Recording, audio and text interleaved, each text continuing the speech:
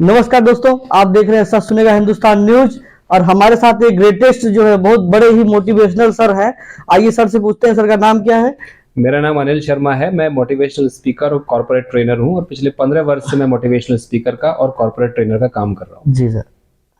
अच्छा सर, मेरा नंबर एक सवाल जो है, लोग सुख समृद्धि से जीना सब चाहते हैं पर जी नहीं पाते हैं, क्यों?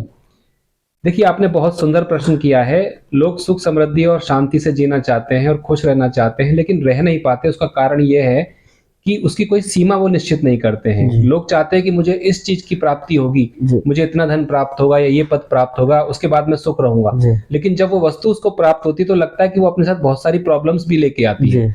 और एक चीज प्राप्त होने के बाद मनुष्य जो है वो दूसरे बड़ी चीज की प्राप्ति में लग जाता है। उसमें कुछ गलत भी नहीं है, लेकिन सबसे बड़ी बात यह है कि जो आपके पास है, जो प्राप्त है, उसको तो कम से कम आप एंजॉय करें। उसको तो कम से कम आप उसके प्रति, ईश्वर के प्रति और जिस वजह से, जिस मेहनत से वो आपको मिला है, उसके प्रति आप कृतज्ञता के भाव से भरे रहें। तो इसीलिए कि हम सुख प्राप्त करना चाहते हैं, लेकिन सुख एक ऐसी मृग मरीचिका की तरह हो गया है, ऐसी एक मिरेज की तरह हो गया है जो हमें दिखाई तो पड़ता है दूर होराइजन पे, सुदूर हमें उस पर दिखाई पड़ता है, लेकिन हम भागते रहते हैं और वो कभी हमें मिलता नहीं। तो उसका कारण हमारे अपने ही अंदर है। जी।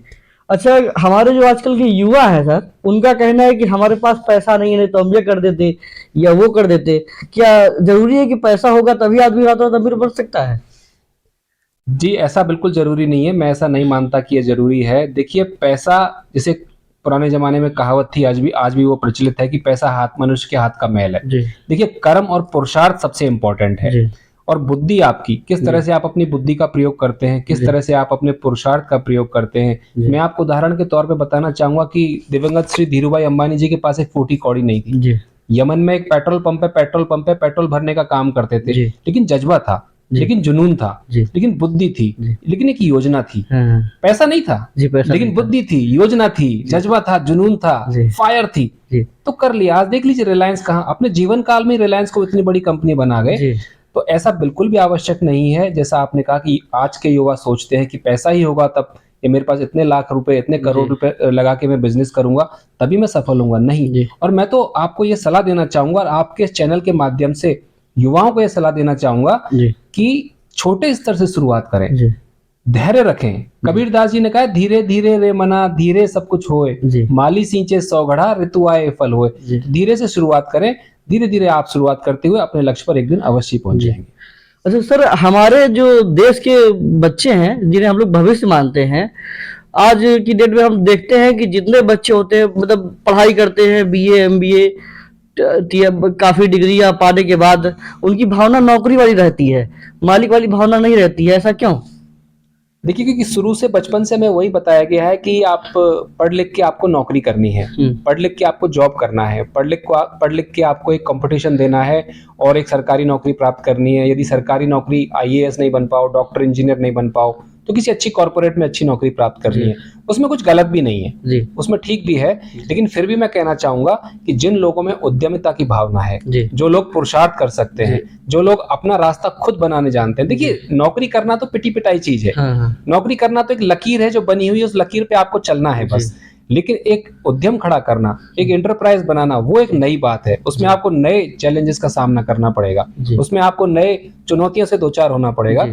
तो ऐसा सोचते हैं, उसका कारण यह है कि उस ऐसा सोचने के लिए उन्हें माता पिता के द्वारा, समाज में जो प्रचलित धारणाएं हैं, जो भावना है, उनकी वजह से ऐसा सोचते हैं। उसमें कुछ गलत भी नहीं है, लेकिन आपके चैनल के माध्यम से मैं युवाओं को यह संदेश देना चाहूंगा कि जो लोग उद्यमी बन सकते हैं, जो लोग अपना पुरुषार्थ कर सकते हैं, संघर्षों से दो चार कर सकते हैं, उन्हें अवश्य ही उद्यमिता की तरह, बिजनेसमैन की तरह और एक बड़ा बिजनेस क्रिएट करने की तरफ जाना चाहिए। कहते सर, हमारे जो देश के जैसे युवा पीढ़ी पहले की, सुभाष चंद्र बोस हो गए, चंद्रशेखर आजाद हो गए, ये लोग देश के बारे में सोचते थे, देश के लिए जान भी दी। लेकिन आज का हमारा युवा जो है, देश के बारे में, चाहे वो सरकारी नौकरी पा जाए या फिर ना पाए, फिर भी देश के बारे में नहीं सोचता, सिर्फ अपने बारे में लोग सोच रहे हैं। ऐसा क्यों? देश के नाम पे देश प्रेम खत्म हो गया क्या लोगों के बीच में? नहीं, ऐसा नहीं है। देश प्रेम आज भी जिंदा है, आज भी हमें भारतीय होने पे गर्व है। आज भी जब तिरंगा लहराता है और जनगण मन का गान होता है तो हमारे रोंगटे खड़े हो जाते हैं, हमारे शरीर में रोमांच दौड़ जाता है। और मैं मुझे पूरा विश्वास है, पूर्ण विश्वास है कि जैसी मेरी भावना है आपकी भी होगी और प्रत्येक भारतीय की होगी। लेकिन प्रश्न आपने सही पूछा कि देशभक्ति की भावना का कहीं ना कहीं ह्रास होता जा रहा है। उसका कारण ये है कि एक तो पश्चिमी संस्कृति से हम बहुत ज्यादा प्रभावित हैं, और जब पश्चिमी संस्कृति हमारे जीवन में रच बस गई है, हमारे दैनिक कृत्यों में बिल्कुल समा गई है, तो कहीं ना कहीं देशभक्ति की भावना का ह्रास भी होता है। पहला कारण तो मुझे लगता है ये है। दूसरा, हमारे सामने रोल मॉडल भी तो नहीं है। हमारे सामने भगत सिंह जैसा कोई व्यक्तित्व भी तो नहीं है। हमारे सामने सुभाष चंद्र बोस जैसा व्यक्तित्व भी तो नहीं है। हमारे सामने महात्मा गांधी जैसा व्यक्तित्व भी तो नहीं है। तो बच्चों के सामने, उन युवाओं के सामने जब रोल मॉडल ही नहीं होगा, हम राम की कहानी सुनाते हैं, रामायण सुनाते हैं, रामचरितमानस सुनाते हैं, मुझे लगता है 50 साल में बच्चे भूल जाएंगे कि राम भी कोई थे। क्योंकि राम जैसा व्यक्तित्व तो कोई दिखेगा नहीं, दिखने कृष्ण जैसा व्यक्तित्व तो कोई दिखेगा नहीं। तो समाज में रोल मॉडल की कमी आ गई है। पश्चिमी सभ्यता का जो प्रभाव है वो बहुत ज्यादा बढ़ गया है, और कहीं ना कहीं सामाजिक मूल्यों का, नैतिक मूल्यों का जो ह्रास हुआ है, संयुक्त परिवार प्रणाली जो टूटी है, उसका भी कहीं ना कहीं योगदान इसमें है। एकल परिवार जो हो गए हैं, उसमें बच्चों को माता पिता के अलावा किसी और से इंटरेक्ट करने का मौका नहीं मिलता। पुराने जमाने में जो संयुक्त परिवार होते थे, उसमें बच्चों के लिए बहुत सारे रोल मॉडल होते थे। तो उस चीजों से बच्चे का एक पूरा का पूरा व्यक्तित्व विकास होता था, जो कहीं ना कहीं आज के समय में वो कम हो गया है। सर, अभी क्या है कि मैंने एक चीज देखी, पढ़ाई मैंने भी की और लोग पढ़ रहे हैं, किसी भी किताब में हमारे देश के जो नागरिक हैं उनको ये नहीं बताया जाता है, ये नहीं समझाया जाता है कि थाने में जो है एप्लीकेशन कैसे लिखी जाए, बैंक की पासबुक कैसे भरी जाए, हॉस्पिटल का पर्चा कैसे भरा जाए। ऐसा क्यों है सर?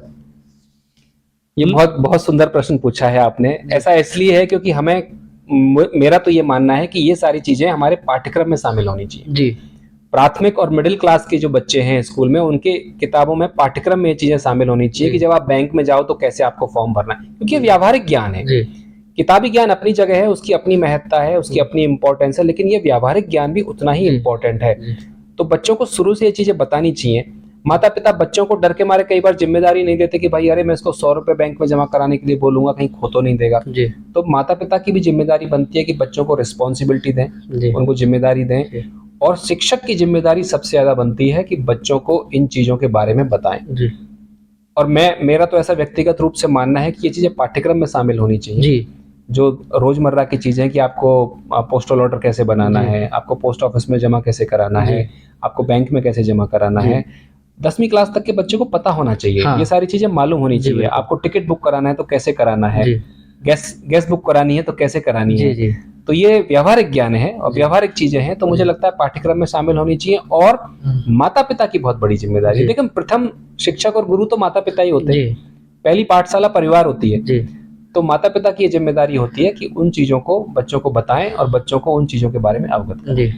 अच्छा, आज की डेट में सर एक बात और है कि ऐसा कोई सरकारी ऑफिस नहीं है, ऐसा कोई काम नहीं सरकारी जो ऑनलाइन नहीं हो रहा हो। चाहे वो भूलेख ले लीजिए, चाहे भू नक्शा लीजिए, मतलब अगर आपकी जमीन है तो उसका नक्शा आप ऑनलाइन निकाल सकते हैं। अगर आपकी खेत है और आप खेत का नंबर या नाम से ऑनलाइन निकाल सकते हैं। लेकिन फिर भी गांव के आदमी 20 रुपया देके, 50 रुपया देकर और 100 रुपया किराया लगाकर तहसील निकलवाने जाते हैं। ये हमारी शिक्षा की जिम्मेदारी बनती है कि ये सब सिखाया जाए, कि लोगों की जिम्मेदारी बनती है ये सब सीखें? देखिए, शिक्षा की जिम्मेदारी तो बनती है, लेकिन कोई व्यक्ति अगर 40 साल जिसकी उम्र है तो उसको तो अब शिक्षा के माध्यम से वो चीजें नहीं बताई जा सकती। लेकिन सरकारों की जिम्मेदारी बनती है। ग्राम स्तर पे जो अधिकारी काम कर रहे हैं, जो सरकारी अधिकारी नियुक्त हैं ग्राम स्तर पे, और शिक्षकों की भी जिम्मेदारी बनती है कि इस चीज के बारे में लोगों को अवगत कराएं। और सरकार की भी जानकारी बनती है। सरकार काम करती भी है, अखबारों में विज्ञापन देती है, समाचार पत्रों में और टीवी पर और रेडियो पर विज्ञापन देती है। उसके माध्यम से लोगों को बताए। बेसिकली ये अवेयरनेस की कमी है कि लोगों में अवेयरनेस नहीं है। तो अवेयरनेस ना होने की वजह से ये सारी चीजें होती है। सर, जो हार की परवाह करते हैं क्या वो सफल हो सकते हैं? हाँ, बिल्कुल सफल हो सकते हैं। हार की परवाह करना बेसिकली ये है कि आपके सामने जो चुनौतियां हैं, आपके सामने जो खतरे हैं, उनके प्रति आप कितने सचेत हैं। तो हार की तो परवाह करनी चाहिए, लेकिन ये भी नहीं होना चाहिए कि हार के डर से आप घर से बाहर ही ना निकले। ये भी नहीं होना चाहिए कि हार के डर से आप प्रयत्न करना ही छोड़ दें। तो प्रयत्न आपको करता रहना चाहिए। कई बार ऐसा होता है कि हम हार के डर से प्रयत्न करना छोड़ देते हैं। जैसे श्री कृष्ण ने गीता में कहा है अर्जुन से कि कर्मण्येवाधिकारस्ते मां फलेषु कदाचन, जी मां कर्म फल हेतुर्भुर्मु मां तो संगोस्त्व कर्मणि। कि अर्जुन तू चिंता मत कर, जी तू सफल होगा या असफल होगा इसकी चिंता ही मत कर, जी। तू अपना कर्म कर, जी पूरी शिद्दत से तू अपना कर्म कर, तेरे को सफलता मिलेगी। तू ये युद्ध जीतेगा जी। महाभारत का या नहीं जीतेगा इसके बारे में मत सोच। जी तो हमारे हाथ में कर्म करना है। जी तो हार की डर से हम कर्म करना छोड़ दें जी तो आपकी सफलता पर प्रश्न चिन्ह लग सकता है। जी। तो हार की परवाह करो, लेकिन जी। उसी हद तक करो, उसी सीमा तक करो कि आपकी हार की परवाह करना आपकी कमजोरी ना बन जाए, और कर्म आप करते हो। जी। हमारे जिंदगी में मुसीबत से लड़ने का सही तरीका क्या है सर? आप मोटिवेशनल स्पीकर हैं सर, इसके बारे में आपसे बेटर कोई नहीं जानता होगा, क्योंकि आप एक दिशा निर्देश देते हैं लोगों को और लोग उसी बताए हुए रास्ते पे चलते हैं। और आपने जैसा कि बड़ी बड़ी कंपनियों को दिशा निर्देश दिया होगा सर। जी जी कैसे? तो जिंदगी में मुसीबत से लड़ने का सही तरीका यह है जी कि देखिए मुसीबत तो सबके ऊपर आती है। जी इस पृथ्वी पर ऐसा व्यक्ति, ऐसा इंसान खोजना मुश्किल है जिसके ऊपर मुसीबत ना आई हो। जी। भगवान स्वयं आ जाएं। जी राम की कहानी हमने पढ़ी है कि राम कितने बड़े राजा थे, कितने बड़े राजा के पुत्र थे, लेकिन जी। 14 साल का वनवास झेलना पड़ा, जी रावण से युद्ध लड़ना पड़ा, जी सीता माता का भी अपहरण हो गया, रावण अपहरण करके जी। भगवान के ऊपर भी मुसीबतें आ गई। तो पहली बात तो यह कि मुसीबतों से आप बच नहीं सकते, जी लेकिन उनसे दो चार होने का, उनसे लड़ने का मैं तरीका उसको शब्द यूज नहीं करना चाहूंगा, मुसीबत को हैंडल करने का जी तरीका यह है कि जब भी आपके सामने संकट आए, जी जब भी आपके सामने मुसीबत आए, आप उसको एक लर्निंग अपॉर्चुनिटी की तरह लो। जी सर। ईश्वर मुझे मुसीबत दे रहा है तो नॉर्मली लोगों का रिएक्शन होता है कि हे भगवान तू मुसीबत मुझे क्यों दे रहा है, मेरे पड़ोसी को क्यों नहीं दे रहा, जी मेरा पड़ोसी तो मजे कर रहा है, जी मेरा पड़ोसी तो मर्सिडीज चला रहा जी है और मैं खटारा स्कूटर पे हूँ। जी तो ये सही तरीका नहीं है, इससे आपका दुख और बढ़ेगा, जी इससे आपका तनाव और स्ट्रेस और बढ़ेगा। मुसीबतें सबके ऊपर जी। आती है। पड़ोसी भले ही मर्सिडीज चला रहा हो, लेकिन जब ईएमआई भरता होगा तो कितनी उसको दुख होता होगा, ये वो पड़ोसी जानता होगा। तो आप उसको लर्निंग अपॉर्चुनिटी की तरह लीजिए और सीखने का प्रयास कीजिए। भगवान ऊपर वाला मुसीबत देके आपको कुछ सिखाना चाह रहा है, जी आपको कुछ ज्ञान देना चाह रहा है कि जी। ये कुछ गलती कर रहे हो आप। जी। तो जब आप मुसीबत को एक लर्निंग अपॉर्चुनिटी की तरह लेंगे तो वो मुसीबत नहीं रहेगी, आपके लिए ग्रोथ अपॉर्चुनिटी बन जाएगी। और मुसीबत से हमने देखा, कोरोना आया, जी कितनी बड़ी मुसीबतें आई, बहुत बढ़िया। बहुत जनहानि हुई, बहुत सारे लोग चले गए, लेकिन कितनी सारी ग्रोथ अपॉर्चुनिटीज भी आई। पूरी की पूरी वर्चुअल इंडस्ट्री खड़ी हो गई। जी सर। ऑनलाइन ट्रेनिंग सेशंस, हमने जी। खुद ने ऑनलाइन ट्रेनिंग सेशन इतने लिए, जी। मुसीबत थी हाँ। नो डाउट, जी उसमें कोई संदेह नहीं, जी लेकिन वो मुसीबत एक लर्निंग अपॉर्चुनिटी की तरह हमारे सामने आई जी। और लोगों ने डेवलप किया। तो यही तरीका जीवन में भी अपनाना चाहिए। अच्छा सर, हमारा मानना है कि मर्सिडीज और ऑडी से घूमने के लिए लोहे का दिल चाहिए, क्योंकि साइकिल से तो हर कोई घूम रहा है। अगर मर्सिडीज या ऑडी तक पहुंचना है तो उसके लिए बहुत कड़ी मेहनत करनी पड़ती होगी निस्संदेह। और लगन से कई साल लग जाते होंगे वहां तक पौधा में पहुंचने तक। लेकिन हमारे जो युवा हैं, हमारे जो देश के लोग हैं, वो पहली सीढ़ी हमेशा ऊंच हाइट पे होती है, और हाइट पे जैसे ही चढ़े बोले बड़ा ऊंचा है, अब मैं नहीं जा सकता। ऐसा क्यों सर होता है कि मैं नहीं जा सकता? ऐसा कोई काम है जो इंसान से ना हो सके? नहीं, ऐसा कोई भी काम नहीं है। मैं मानता हूं कि मानव जब जोर लगाता है पत्थर पानी बन जाता है। स्वामी विवेकानंद एक बार कहा था, उत्तिष्ठ जागृत प्राप्य वरान्नि बोधत, arise awake and stop not till the goal is reached. उठो जागो और तब तक मत रुको जब तक कि लक्ष्य की प्राप्ति ना कर लो। तो पहली बात तो ये स्पष्ट रूप से मैं आपके दर्शकों के लिए बता दूं कि ऐसा कोई भी काम नहीं है जो आप नहीं कर सकते हो, सब कुछ कर सकते हो। लेकिन जो लोग शॉर्टकट अपनाते हैं, जो लोग तुरंत फुरत सफलता चाहते हैं, जो इंस्टेंट मैगी नूडल की तरह सफलता चाहते हैं, उनको हो सकता है मिल जाए कई बार, लेकिन वो सफलता लॉन्ग टर्म तक नहीं रहती। वो जितनी तेजी से मिलेगी उतनी तेजी से ही नीचे आ जाएगी। तो सफलता का कोई शॉर्टकट नहीं होता। पहली बात तो आप ये मान लीजिए, आपको मेहनत करनी पड़ेगी। जैसा कि आपने कहा कि मर्सिडीज और ऑडी से चलने के लिए लोहे का कलेजा चाहिए, निस्संदेह चाहिए। जो घूम रहा है मर्सिडीज में, 50 लाख की 60 लाख की मर्सिडीज लेके घूम रहा है, तो वही जानता है कि उसने कितने पापड़ बेले, वही जानता है कि उसने कितने संघर्ष करने के बाद उस चीज को प्राप्त किया है। लेकिन शॉर्टकट कभी नहीं अपनाना चाहिए। हमेशा एथिकल तरीके से आप काम करो, ईमानदारी से काम करो और सही तरीके से मेहनत करके, संघर्ष करके जब आप अपनी सफलता की सीढ़ी पर पहुंचते हो तो वह सफलता ही दीर्घजीवी होती है, वह सफलता ही लॉन्ग लास्टिंग होती है। तुरंत फुरत इंस्टेंट रूप से मिली हुई सफलता, मैंने बहुत सारे एग्जाम्पल ऐसे देखे, वो दीर्घजीवी नहीं होती। वो जितनी तेजी से आपको ऊपर ले जाती है उतनी तेजी से ही नीचे ले आती है। सर, हमारे जो देश के युवा हैं, काफी लोगों का कहना रहता है कि मेरे माता पिता ने मुझे पढ़ाया नहीं, तो मैं ये बन जाता, मैं वो बन जाता। और हमारे देश में कई सारे लोग ऐसे हैं जो बिना पढ़े लिखे काफी अच्छी इंडस्ट्री चला रहे हैं। मेरा मानना जैसे कि है कि सफलता पढ़ाई से नहीं, सफलता यहाँ से मिलती है सर। जी बिल्कुल, आपका मानना एकदम सही है, 100% आपका मानना सही है। पढ़ाई अपनी जगह ठीक है, शिक्षा आपका व्यक्तित्व निर्माण करती है, शिक्षा आपको सीखने का एक तरीका बताती है। अगर आप शिक्षित है तो बेहतर तरीके से सीख सकते हैं, किताबों को पढ़ सकते हैं, लेकिन इसका मतलब ये नहीं है कि आप जीवन में आगे नहीं बढ़ सकते। देखिए, इंटेलिजेंस और विजडम दो चीजें होती हैं। एक तो होता है जानकारी और एक होती है बुद्धिमत्ता, विजडम। तो विजडम होना बहुत जरूरी है जीवन में, उसके लिए कोई जरूरी नहीं है और किसी स्कूल में भी नहीं मिलती, वो किसी कॉलेज में नहीं मिलती, किसी यूनिवर्सिटी में नहीं मिलती, वो जिंदगी आपको सिखाती है। और आपको अपने अंदर सीखने का जज्बा और जुनून होना चाहिए, तभी आप विजडम को यूज कर सकते हैं। हमारे सामने इतने सारे एग्जाम्पल हैं। धीरू भाई अंबानी जी का एग्जाम्पल आप ले लीजिए, केवल 10th पास थे, लेकिन कितने IIT से पढ़े हुए लोग, कितने IIM से पढ़े हुए लोग उनके अंडर में काम करते हैं। अभी हाल ही में आप उदाहरण ले लीजिए बाबा रामदेव का, परम पूज्य योग गुरु बाबा रामदेव, वो तो किसी यूनिवर्सिटी में किसी मैनेजमेंट से उन्होंने डिग्री MBA नहीं ली, लेकिन पतंजलि का आप देख लीजिए 50,000 करोड़ का टर्नओवर है और IIM से पढ़े हुए MBA करने वाले उनके अंडर में काम करते हैं। आप बिल गेट्स का उदाहरण दे लीजिए, बिल गेट्स भी कॉलेज से ड्रॉप आउट हैं, वो बहुत हाई फाई उन्होंने पढ़ाई नहीं की। आप इलोन मस्क का उदाहरण आप ले लीजिए, उन्होंने भी बहुत हाई फाई पढ़ाई नहीं की। तो पढ़ाई के मैं विरोध में नहीं हूँ, मैं पढ़ाई के विरोध में नहीं बोल रहा हूँ, मैं ये कह रहा हूँ कि शिक्षा जरूरी है, लेकिन केवल शिक्षा के दम पे ही आप बहुत बड़ा अचीव कर लेंगे ऐसा नहीं है। उसके लिए आपको बुद्धिमत्ता, उसके लिए आपको विजडम, उसके लिए आपको व्यावहारिकता, उसके लिए आपको मौके का फायदा उठाने की क्षमता, और उसके लिए सबसे महत्वपूर्ण बात है आपका विजन, आपकी दृष्टि, वो आपको जिंदगी में आगे ले जाए। अच्छा सर, हम देख रहे हैं कि जैसे अमेरिका हो गए, ऐसी बड़ी यूरोपियन कंट्री हैं जहां पर लोग अपने बच्चों को किसान बनाने का सोचते हैं, लेकिन हमारे देश में कोई भी नहीं सोचता है कि हमारा बेटा किसान बने। और अधिकतर लोग जो है हमारे यूपी से, बिहार से, झारखंड से लोग खेती को छोड़कर पंजाब, हरियाणा, दिल्ली की तरफ भाग रहे हैं।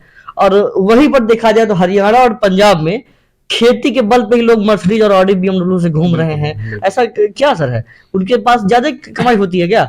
नहीं, ऐसा नहीं है, ये केवल एक सोच का फर्क है जी, कि जिसने सोच लिया कि मैंने कॉलेज की डिग्री ले ली है या मैंने यूनिवर्सिटी की डिग्री ले ली है, तो खेती करने में क्या रखा है, मैं 12,000 की नौकरी कर लूंगा, मैं 15,000 की नौकरी कर लूंगा, मैं डेबिट कार्ड बेच लूंगा, क्रेडिट कार्ड बेच लूंगा, होम लोन बेच लूंगा या पर्सनल लोन बेच लूंगा। उसमें वो ज्यादा अपने आप को गौरवान्वित महसूस करता है, बजाय कि अपने पुरखों की जो जमीन है, जो सोना उगलने वाली जमीन है, यदि उसमें मेहनत की जाए, यदि उसमें खून पसीना एक किया जाए, तो जो 15,000 20,000 की जो नौकरी कर रहा है उससे कई गुना ज्यादा वो वहां कर सकता है। लेकिन उसको करने में उसको शर्म महसूस होती है, उसको करने में उसको गर्व का एहसास नहीं होता, वो गौरवान्वित अपने आप को महसूस नहीं करता। तो ये अगेन मुझे लगता है कि अवगत कराने की जरूरत है। जैसे आपने कहा कि पंजाब हरियाणा में खेती से ही लोग इतने भव्य और आलीशान जीवन जी रहे हैं, तो यहाँ भी संभव है, हमारे गांव देहात में भी संभव है। हमारी जमीन भी यहाँ पर किसी तरह से कम नहीं है, उपजाऊ है, पानी वाली है, सोना उगलने वाली है। लेकिन कोई सोना उगलने वाला कोई सुनार तो चाहिए जो सोने की कीमत को पहचाने, उसको परखे, पारखी तो चाहिए। तो केवल एक अवगत कराने की मुझे लगता है कि जरूरत है लोगों को, और स्पेशली युवा पीढ़ी को अवगत कराने की इस बारे में बहुत जरूरत है। और ये माता पिता की जिम्मेदारी है, और सबसे इम्पोर्टेंट हमारे नीतिकारों की जिम्मेदारी है। हमारे जो सरकार में बैठे हुए जो लोग हैं, जिनके ऊपर नीति निर्धारण का जिम्मा होता है, वो इस बारे में कुछ बताएं लोगों को, और ना केवल बताएं, कुछ ऐसी योजनाएं लेकर आए कि भाई कॉलेज से जो आदमी पढ़ के निकला है उसके लिए कुछ इस प्रकार की कृषि जो प्रमोशन की कुछ योजना है, इस प्रकार की कुछ योजनाएं लेके आए, तो मुझे लगता है ये परिवर्तन हो सकता है, ये दृश्य बदल सकता है। अच्छा सर, हमारे जो देश के नागरिक हैं उनके लिए कुछ 2 लाइन का मोटिवेशनल बोल दीजिए, ताकि उनकी जिंदगी जो है कुछ बेहतर हो सके और हर कोई अपना बिजनेस के बारे में सोच सके। ये जरूरी नहीं है कि आप 10,000 की नौकरी करके ही कमा सकते हैं। आप अगर चाहें तो एक चाय का ठेला लगा के, जो बिजनेस बड़ा हो या छोटा हो, बिजनेस होता है। एक चाय का ठेला वाला 10,000 की नौकरी करने वाले से ज्यादा कमाता है। तो सर कुछ बोल दीजिए ताकि लोग अपने स्वरोजगार पे ज्यादा ध्यान दें। जी देखिए, सबसे पहले तो आप सभी को मैं ये कहना चाहूंगा कि अपना जो भी आपका कार्य है, जो भी आपका कर्म है, जो भी आपका कर्तव्य है, उसको पूरी तरह लगन से और मन से करो। काम कभी भी छोटा और बड़ा नहीं होता। आज जो काम कोई छोटा कर रहा है, हो सकता है कल को वही बहुत बड़ा हो जाए। तो इसमें कोई छोटा और बड़ा सोचने वाली और समझने वाली बात नहीं है। जो भी आप काम करें मन से करें, लगन से करें, और एक कोई कार्य, एक कोई योजना पे आपने काम शुरू किया तो उसको बीच में ना छोड़ें। हरवंश राय बच्चन की एक बड़ी अच्छी कविता है मधुशाला कि राह पकड़ तू एक चला चल, राह पकड़ तू एक चला चल, पा जाएगा मधुशाला। कई बार ऐसा होता है कि हम 90% काम पूरा कर लेते हैं लेकिन हमें लगता है कि कुछ नहीं हुआ, और 90% करने का उसको छोड़ देते हैं और वापस वही जीरो पे आ जाते हैं। तो जब तक लक्ष्य तक ना पहुंच जाओ, कैसा भी काम हो, छोटे से छोटा भी काम क्यों ना हो, वो भी आपको सफलता की ऊंचाइयों तक, सफलता के शिखर तक ले जा सकता है। लेकिन आपको हार ना मानने का जज्बा होना चाहिए, आपके अंदर जीत का जुनून होना चाहिए, तभी आप अपने लक्ष्य पर पहुंच पाओगे। जी, जय हिंद दोस्तों। जय हिंद। कम्युनिटी बढ़ाना बहुत अच्छी बात है, it's a general goal. Be specific, मेरा एक साल में क्या गोल है, मुझे स्पेसिफिक, बिल्कुल स्पेसिफिक। जितना आप स्पेसिफिक रहोगे, जितना आप स्पेसिफिक सोचोगे, जितना आप स्पेसिफिक गोल रखोगे, फिर आप देखिए परिणाम कितनी अच्छी तरह से आपके सामने आता है। तो जो गोल है आपका, अपनी ऊर्जा उस गोल पे पूरी तरह से एकाग्र करो। जब मैं बचपन में स्कूल में पढ़ता था तो मैं खेल खेलते थे कि वो कांच का जो लेंस होता है, उस लेंस को धूप में लेके जाते थे, नीचे कॉटन रखते थे और उसको थोड़ा सा घुमाते थे और वो कॉटन जो है उस लेंस के फोकस से आग पकड़ लेता था। क्यों? कॉटन को बाहर धूप में रख तो आग नहीं पकड़ेगा, रुई को बाहर धूप में रख तो आग नहीं पकड़ेगा। क्यों? कैसा क्या चमत्कार होगा कि रुई चलने लग गई?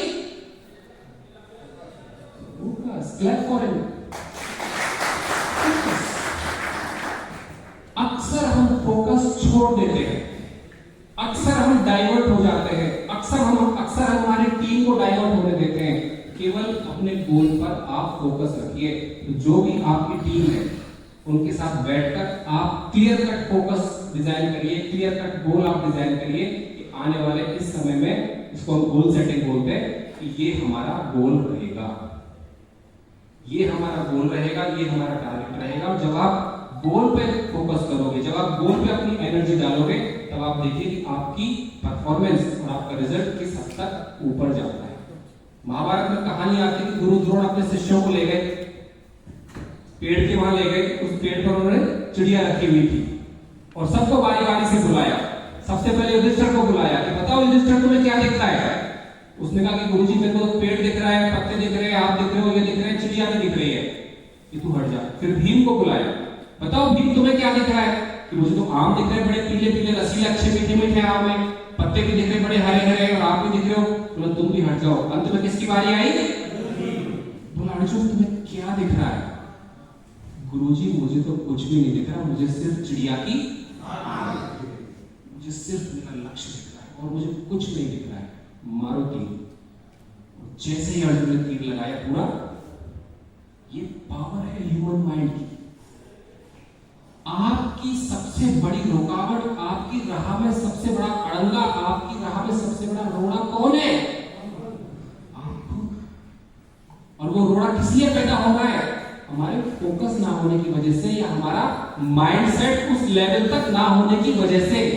अपनी सारी ऊर्जा को, अपनी सारी एनर्जी को, अपने सारे टीम की रिसोर्सेज को, सारे टीम की स्किल को एक गोल पर आप लगाइए, तब ऐसा कुछ भी नहीं है कि जो आप प्राप्त नहीं कर सकते, और तभी हम सच्चे अर्थों में राइजिंग वॉरियर्स होंगे। अभी आप वॉरियर हो, अभी आप वॉरियर हो ना, यू आर वॉरियर्स।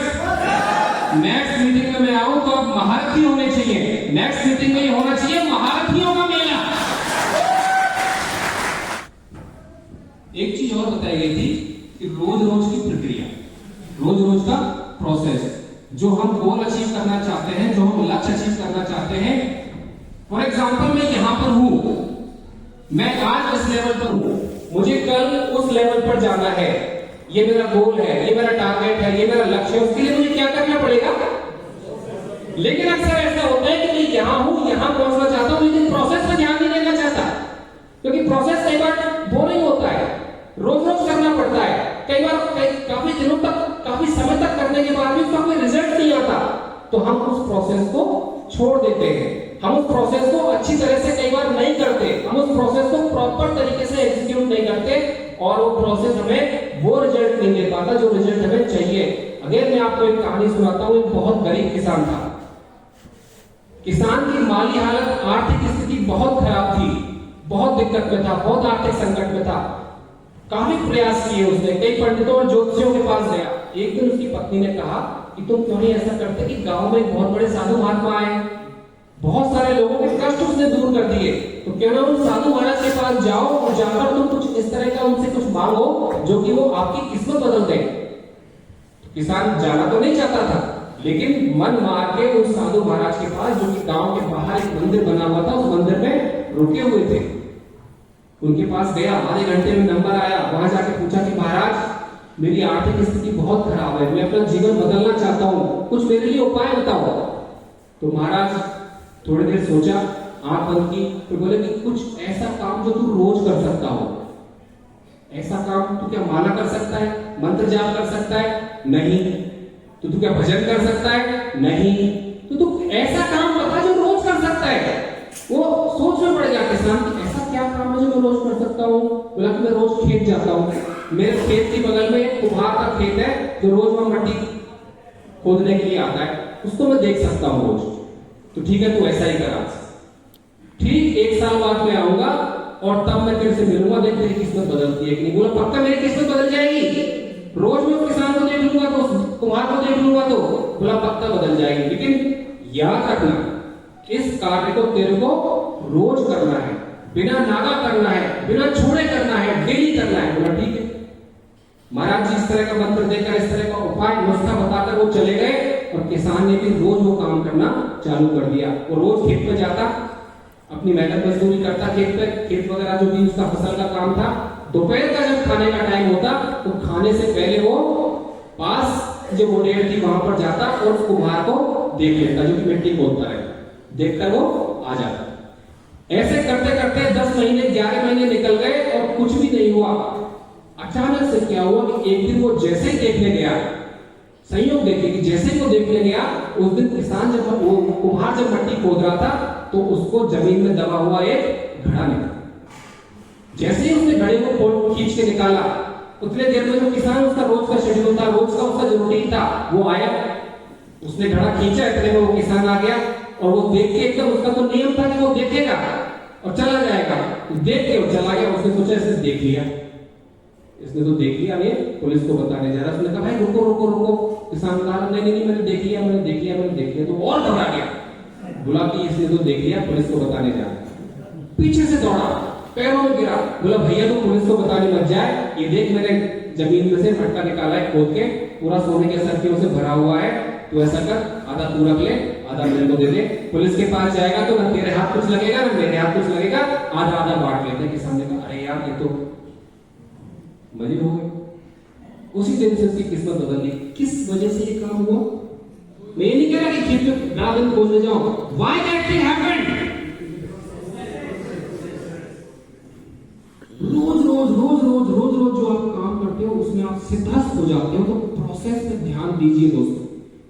जो भी आपके प्रोसेस है, जो भी आपकी प्लानिंग है, जो भी आपकी स्कीम्स है, उनको और परफेक्ट कीजिए। आप अपनी प्रेजेंटेशन पे काम कीजिए, आप अपनी नॉलेज पे काम कीजिए, अपनी पर्सनैलिटी पे काम कीजिए और रोज हर गुजरे दिन के साथ साथ अपने आप को बेहतर और बेहतर और बेहतर आप बनाएंगे तो आप पाएंगे कि धीरे धीरे धीरे धीरे जहां आप हैं और जहां आप पहुंचना चाहते हैं उसके आप पास में जाओ।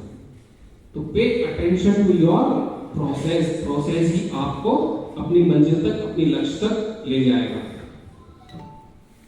सबसे बड़ा रोग क्या कहेंगे? अरे भाई हमारे राजस्थान में, मैं राजस्थान से आता हूं जयपुर से, वह गाड़ियों के पीछे लिखा रहता है ये तो अइया ही चलेगी, मतलब ये तो ऐसे ही चलेगी, इसमें कुछ नहीं होगा। Self defeating thoughts. जैसा कि मैंने आपको बताया कि आपको रोकने वाले सिर्फ आप ही हैं। ऐसा नहीं होगा, ये मैं नहीं कर सकता, बड़ा मुश्किल है, बड़ा चैलेंजिंग है, नहीं। कोई भी ऐसा काम नहीं है जो आप नहीं कर सकते। अपने थॉट प्रोसेस को आप चेंज करिए। बिना पैरों वाला ऑस्कर पिस्टोरियस, अगर आपने सुना हो ब्लेड रनर का नाम, ऑस्कर पिस्टोरियस ब्लेड रनर, जो बिना पैरों के मैराथन दौड़ सकता है, रीढ़ की हड्डी टूटी हुई मोनिका मजारी दुनिया की टॉप मोटिवेशनल स्पीकर बन सकती है। बिना हाथों और बिना पैरों वाला निक वुजनिक दुनिया का टॉप मोटिवेशनल स्पीकर बन सकता है। और एक छोटे से गांव से आने वाला बच्चा जो 2, 4, 5 लोगों के सामने खड़ा होकर बोलने में भी जिसको कपकपी लग जाती थी, जिसको बहुत डर लगता था, इतना एजुकेशन की क्लास में जब पहली बार बोला तो वो 5 मिनट की स्पीच नहीं बोल पाया, वो आज आपके सामने इस मंच पे खड़ा होके 1 घंटे का भाषण आपके सामने दे रहा है। ये किस लिए पॉसिबल हुआ?